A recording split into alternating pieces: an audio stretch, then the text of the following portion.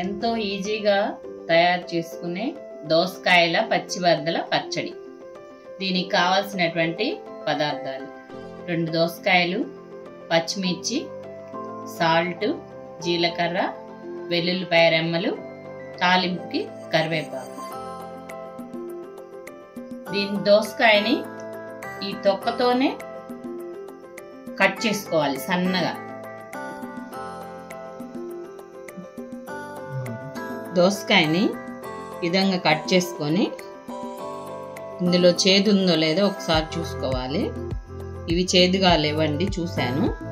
వీటిని తొక్కతోనే కట్ చేసుకోవాలి. ఈ విధంగా సన్నగా చూపిస్తాను చూడండి. ఇలా సన్నగా కట్ చేసుకోవాలి.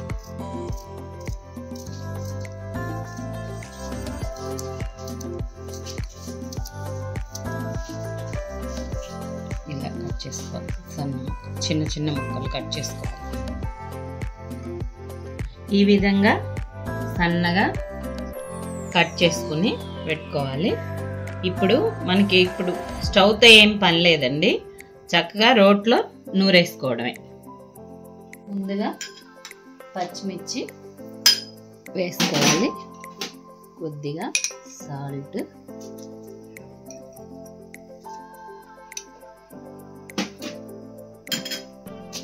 వేసి నూరుకోవాలి.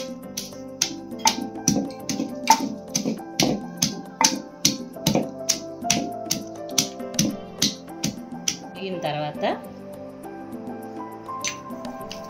ఎల్లిపాయలు, కొంచెం జీలకర్ర,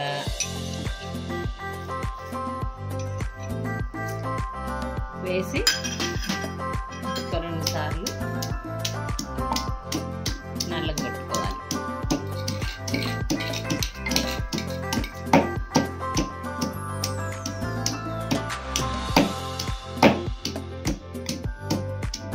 ఇది చాలా ఈజీగా అయిపోతుందండి. 2 దోసకాయలు, కామన్గా మన ఇంట్లో దోసకాయ పచ్చిమిర్చి అనేవి ఉంటాయి. 1 దోసకాయ ఉన్నా కానీ 2 పచ్చిమిర్చి వేసి ఈజీగా చేసేసుకోవచ్చు. దీన్ని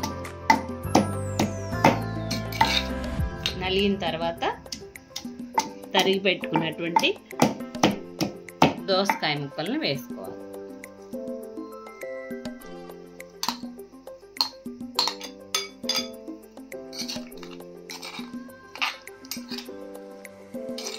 ఈ దోసకాయ ముక్కల్ని పెద్దగా నలగొట్టాల్సిన పని లేదు. కచ్చా బచ్చాగా 2 దెబ్బలు వేసేసుకుంటే సరిపోతుంది.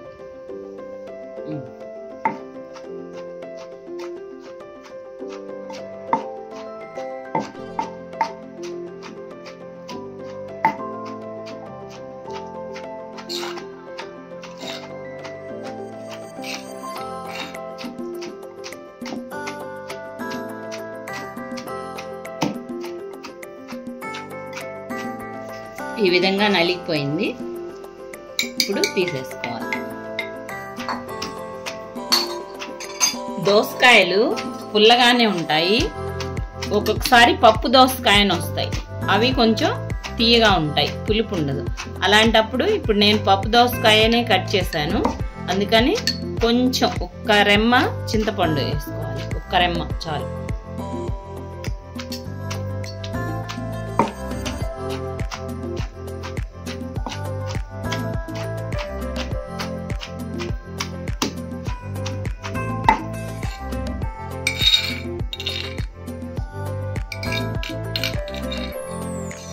తీసుకొని కొంచెం తాలింపు పెట్టుకోవడం. ఇంకా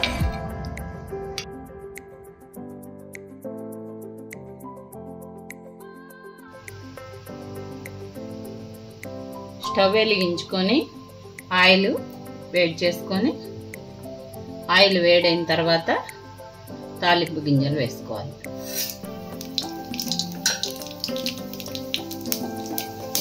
కొద్దిగా తాలింపు గింజలు, ఎండుమిర్చి,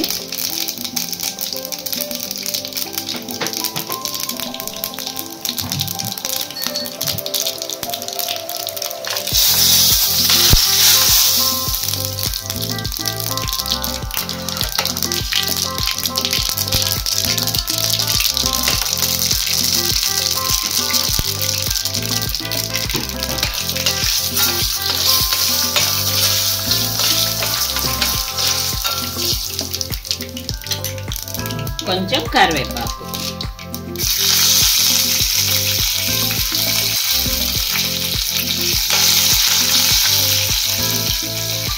తాలింపు అయిపోయింది. ఇప్పుడు మనం స్టవ్ ఆఫ్ చేసుకొని నూరి ఉన్నటువంటి పచ్చళ్ళలో కలిపేసుకుందాం.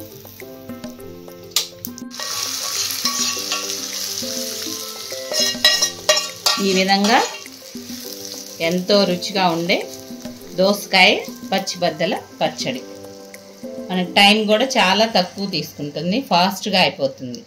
దీన్ని వేడి వేడి అన్నంలో కొంచెం నెయ్యి వేసుకొని తింటే ఇంకా బాగుంటుంది.